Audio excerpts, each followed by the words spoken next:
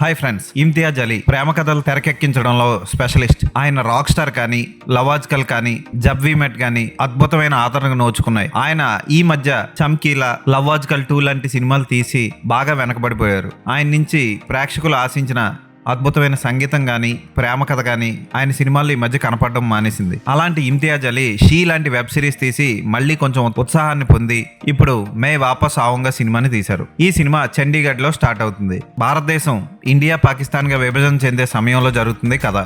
ఇషార్ సింగ్ తను ప్రేమించిన అఫ్సానాకి దూరంగా ఆ భారతదేశ విభజన జరుగుతున్నప్పుడు వెళ్ళిపోయి చండీగఢ్కి వెళ్ళిపోతాడు. ఆయన ముసలాడు అయిపోయిన తర్వాత చనిపోయే సమయానికి దగ్గరలో ఉన్నప్పుడు అతని మనవడు నిర్వైర్ సింగ్ ని పాకిస్తాన్ లో ఉన్న అఫ్సానా ఎలా ఉందో కనుక్కోమంటాడు. అతను వెళ్లి తాత కోసం ఏం చేశాడు అన్నది కదా. ఇషార్ సింగ్ పాత్రలో యువకుడిగా వేదాంగ్ రైనా, ముదుసలివాడిగా నసీరుద్దీన్ షా నటించారు. వేదాంగ్ రైనా, షార్వారి మధ్య వచ్చే సీన్లన్నీ బాగుంటాయి, పర్వాలేదు అనిపిస్తాయి. అయితే ఈ సినిమా సైమల్టేనియస్ గా ప్యారలల్ గా ఒక సీన్ పాతకాలం నాటిది, ఒక సీన్ ఇప్పటిది ఇలా నడుస్తూ ఉండడం వల్ల ప్రేక్షకులు కన్ఫ్యూజన్ కి లోనవుతారు.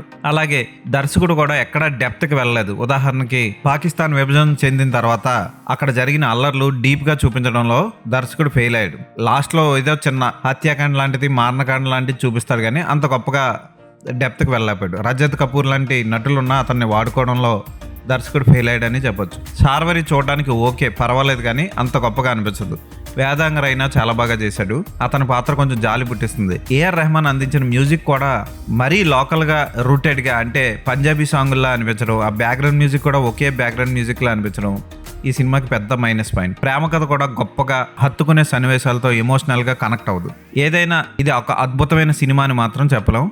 సగం పర్వాలేదనిపించేలా తీసిన సినిమా కథాపరంగా చూసుకుంటే పర్వాలేదు అనిపించిన దాన్ని తెరకెక్కించిన విధానం ప్రేక్షకుడిని ఆకట్టుకోవడంలో ఫెయిల్ అయిందని చెప్పొచ్చు. ఫోటోగ్రఫీ బాగున్న, ఎడిటింగ్ అంత గొప్పగా అనిపించదు. ఎడిటింగ్ ప్యాటర్న్ బాగాలేదు ఈ సినిమాకి. పర్వాలేదు అనిపించే ఈ సినిమాని చూడాలి అనుకుంటే ట్రై చేయండి, లేదా ఓటీటీలోకి వచ్చే వరకు ఆగండి. ఈ సినిమా హిందీలో లభిస్తుంది, థియేటర్లోనే లభిస్తుంది. ఈ సినిమాకి నేను ఇచ్చే రేటింగ్ 2/5.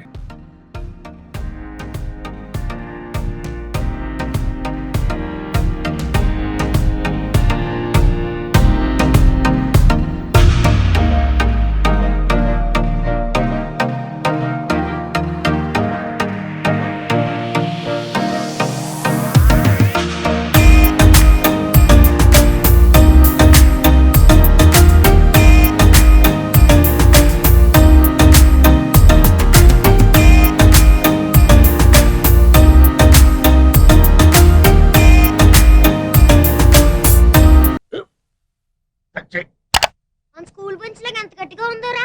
కొట్రా, కొట్టు, పర్లేదు, కొట్టు. బాబాయ్ ఏంటి నువ్వు కొడతావా? కమా బిట్ మీ యార్. వద్దు బాబాయ్. వాడిని నేను కొట్టడం లేదమ్మా, వాడినే నన్ను కొట్టమంటున్నాను. నువ్వేం కంగారు పడక్కర్లేదు. అడుగుతావేంటి?